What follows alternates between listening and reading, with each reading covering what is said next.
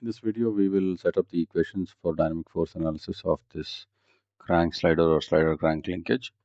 So the procedure is similar to what we followed for the examples done in the class. We will essentially first separate this into individual free bodies. So here's a crank, coupler, and then there is a sliding block.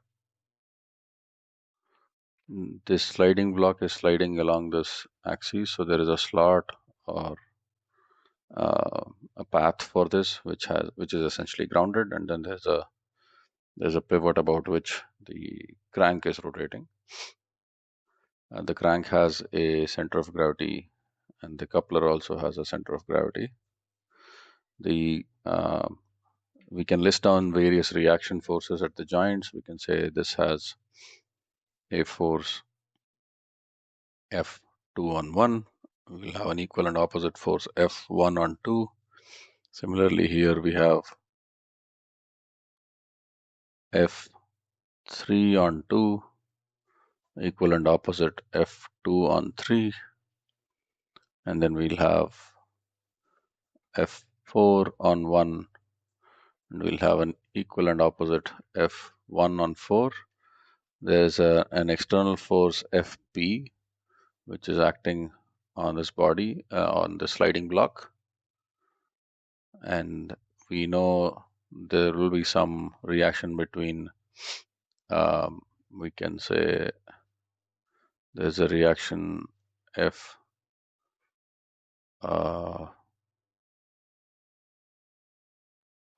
I stand corrected. This is F4-3 and this is F3-4. Then there is a reaction F4-1. There will be an equal and opposite reaction on the slot F1-4. Again, the sequence is the other way around. There will be F1 on 4 and F4 on 1. So these are all the joint reactions and forces on the external force. Then there's of course acceleration of this AG2. There's an acceleration of this.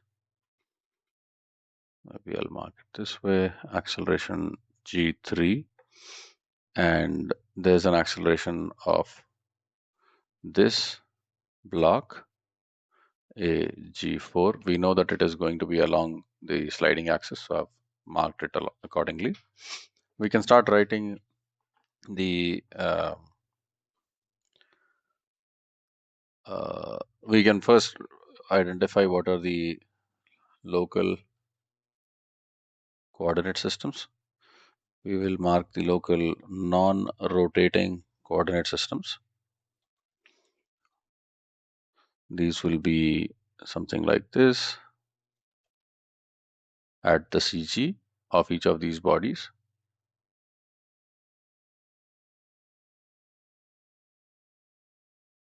And these will be the local X and Y directions. We can also identify some rotating coordinate systems for our convenience of identifying what are the, for instance, positions of the locations where these joint reactions are being applied.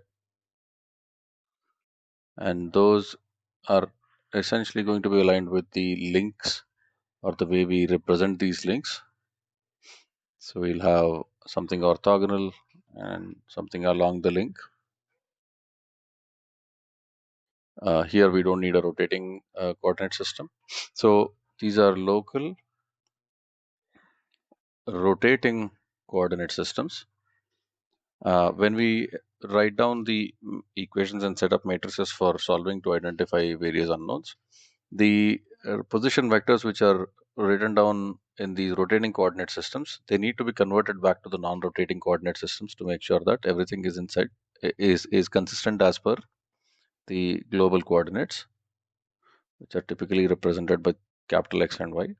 So these local non-rotating coordinate systems are all parallel to the global coordinate system at any given position. but the local rotating coordinate systems are going to turn along with the links, so that the position, so if I define, for example, the position of this point with respect to this CG, it is always going to be the length from here to here, and it is always going to be along the x-axis of the local rotating coordinate system. Whereas when the coordinate system has rotated by, let's say, an angle phi, for example, I'm going to write here that this has rotated by an angle phi. When we are setting up the equations for solving, we have to include this theta 2 and write everything in terms of this theta 2 plus phi when we are representing this position.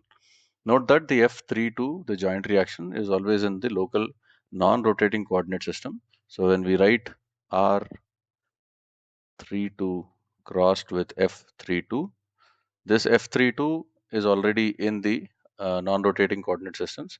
If we have considered R32 to be with respect to the rotating coordinate system, we need to convert it first to the non-rotating coordinate system and then take the cross product. So that's something important. Please make note of that. This applies to both this system for Steidergang as well as 4-bar or any other mechanism where you're considering two different types of coordinate systems. So I'll leave them there. We can start writing various essentially force balance and momentum balance.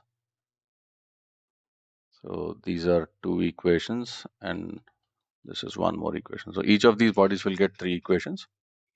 So we'll start with the crank. We can write F12x plus F32x is equal to M2A G2x, and the y corresponding y equation should be this M2A G2y. Then we can write the torque about the CG. We get so if we say that T12 is a torque which needs to be applied to the crank in order to oppose any motion generated because of the FP. Let's say FP is going to cause some omega 2, some alpha 2, and in order to maintain the dynamic balance, we need to apply a T12 torque on crank. So we can write T12 is plus R3 with respect to 2 crossed with F32 and summed with R1 with respect to 2 crossed with F12. This should be equal to IG2 alpha 2. So we have M2 and IG2 here. We have M3 and IG3 for coupler, and we have M4 and if required IG4 for the sliding block. Then another set of equations we can write for the coupler. Those will be F, we know 2 3 is equal to minus 3 2, so we can directly write that minus 3 2x is equal to M3 AG3x. Essentially what I've used is this F32 equals minus F23, or you can switch the minus sign to the other side. So instead of writing a new unknown F23, I'm just using the same unknown as there in the first set of equations. Then the second one would be F43y minus F32y is M3AG3y. And then there's a torque equation about the CG. I can write R4 with respect 43 crossed with F43 minus R23 crossed with F32. That should be equal to IG3 alpha 3. And then finally we can write for the fourth body. We get F14x,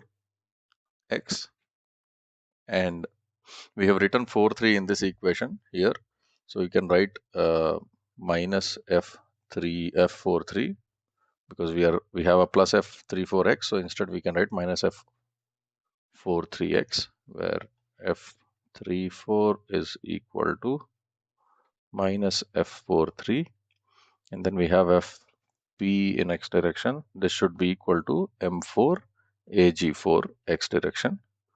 We have F14Y minus F43Y plus FPY equals FM4AG4Y.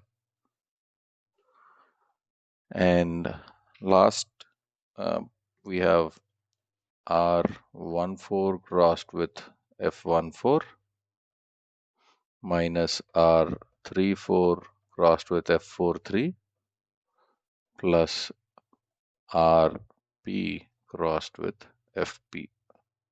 This summation should be equal to IG4 alpha 4. Now out of this, we know alpha 4 is 0. We know all of these forces are acting at the CG. So all of these are anyway RP, R3, R4 are 0. And so this last equation is essentially 0 equals 0. So we don't have to consider this. There are 8 equations in total. Now out of those eight equations, again, we know there is no acceleration in the y direction for the sliding block. So this is 0. So this equation reduces to F14y minus F43y plus FPy equals 0. And then we can also consider that in the x direction,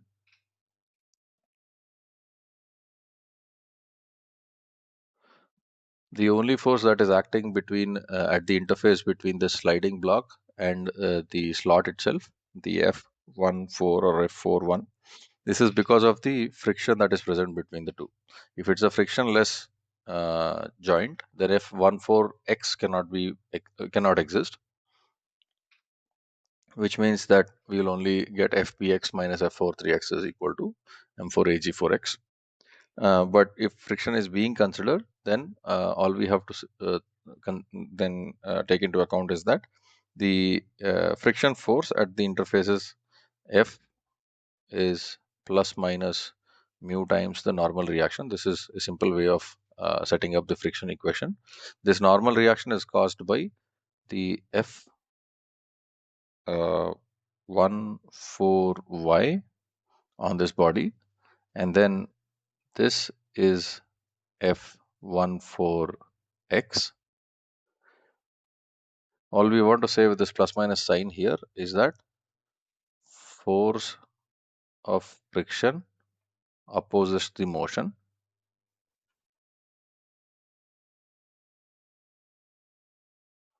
and based on kinematics we know what is the direction of the velocity, so we have to accordingly consider the direction of friction force.